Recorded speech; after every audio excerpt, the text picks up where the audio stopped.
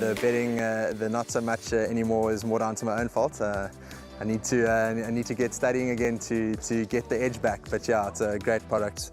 I love the exchange. It's really, in my opinion, one of the better bookmakers, if not the best bookmaker out there.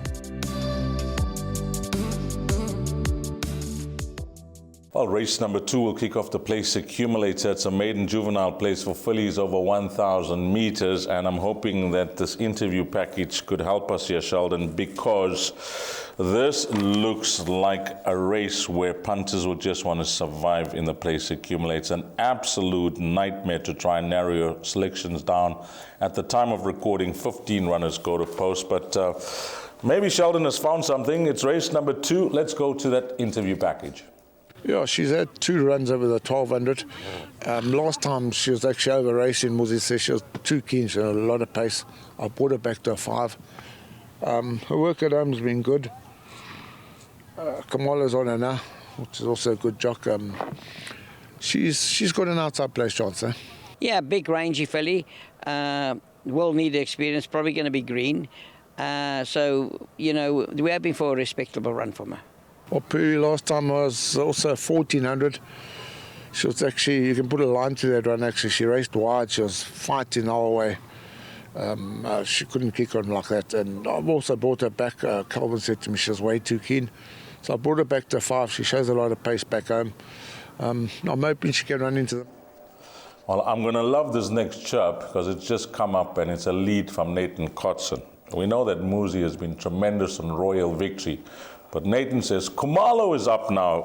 Muzi rode the horse last time out. So, Muzi, you'll need to wake up, boy, because Kumalo is up now. Now, just tongue-in-cheek, Sheldon, because Muzi and Nathan, they get on very well. I mean, they've had success many, many years. From the Clarewood days, I'm sure you can remember, you know, when Muzi started off his apprentice career. And, yeah, Muzi has done well with Royal Victory. But I like that chirp from Nathan. Yes, you've got to have the lighter side of racing and that. And going back to the good old days at Clarewood, you go back 15, 20 years. And yes, Muzieni was still a youngster then. Yep. And they used to ride and he used to claim the 4 kilograms. And they used to pull off the coups of those days with Mark de Kock and that. So let's get down to the business now. On a more serious note, number 9, Laugh Till I Cry, which is the current 33-10 favourite. Number 2, Cape Caprice at 5-1. And then at 6-1 and better. The only thing we can tell the viewers is the comment from Glenn Kotson, very smart filly, will run a big race. So that's the only runner that gives any confidence from the first timers. The balance expected to need the run. Then you got number 2, Cape Capri, who's had 2 runs to date. The debut was a fair introduction, and then second time out just seemed to fade out of contention over 1,200, dropping down to the 1,000.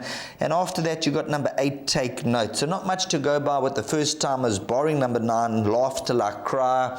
So what I'm going to say is call for lifelines. Ask the audience, 50-50, or phone a friend. Well, I'm going to be that friend.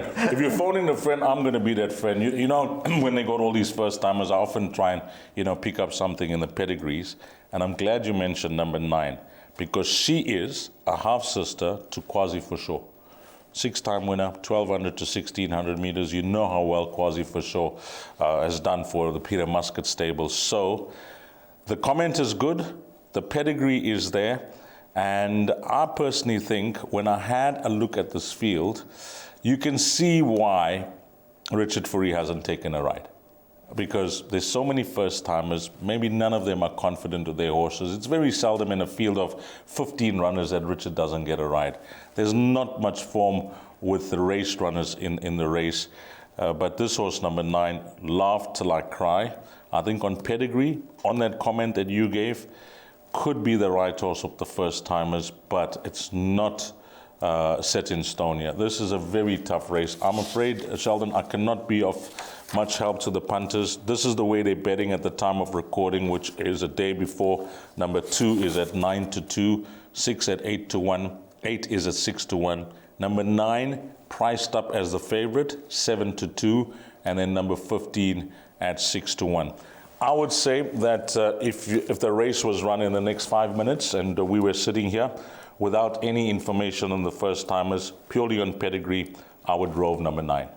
100% in the camp with you. And just looking at number 9, Laugh Till I Cry, interesting rider booking Tristan Godden. I think Richard Ferry would have been on this individual, but I think Tristan's probably done all the groundwork on this horse, and they've just said, we're going to stick with Tristan, allow him to do the work and keep him on for the ride. And the talk is around for her, so let's keep a close eye. And number 9, Laugh Till I Cry at 7-2. Watch the race time money. I think if the money comes, I think she'll end up in the winner's box in race number 2.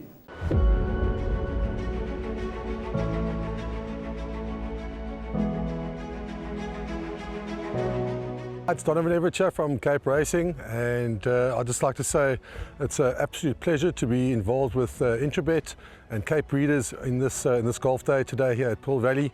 It's fantastic for the industry to see all the relevant stakeholders coming down and having a good time and networking, and it's exactly what the industry needs right now in terms of moving forward and recreating some positivity to take us forward into the next year.